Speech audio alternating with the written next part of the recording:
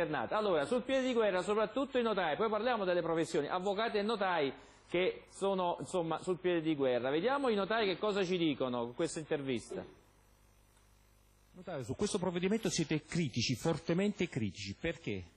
Perché questo provvedimento in realtà costituisce un paradosso in materia di concorrenza, probabilmente viola alcune norme sulla concorrenza, perché mette insieme un pubblico ufficiale indipendente con poteri delegati dallo Stato, che fa delle tutele per tutte le parti in quanto indipendente, anche senza che le parti lo richiedono, ha obblighi di registrazione, controllo, verifica antiriciclaggio, è soggetto a controllo nel suo operato.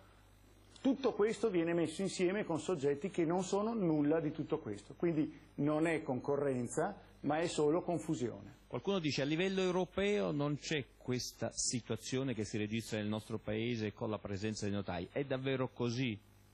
No, questa è una vecchia leggenda, su 28 paesi della Comunità Europea 23 hanno il notariato di stampo latino, quindi l'anomalia è il modello anglosassone scandinavo, modello anglosassone di cui ne verrebbe importata una parte, cioè eliminare l'autorità indipendente del notaio, senza però prevedere tutti i bilanciamenti del sistema anglosassone. Il risultato qual è?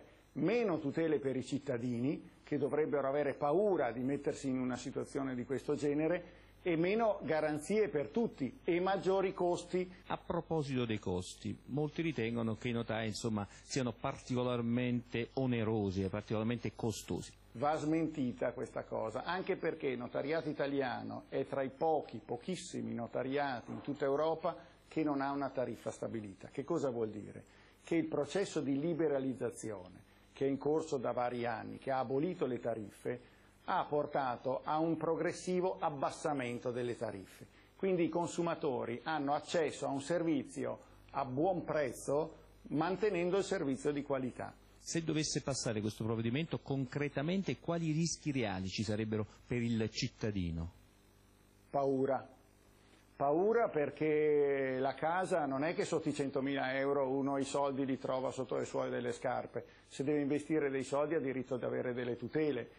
E anche io temo, andando nel breve periodo, una paura per la carenza e la diminuzione degli investimenti stranieri in Italia.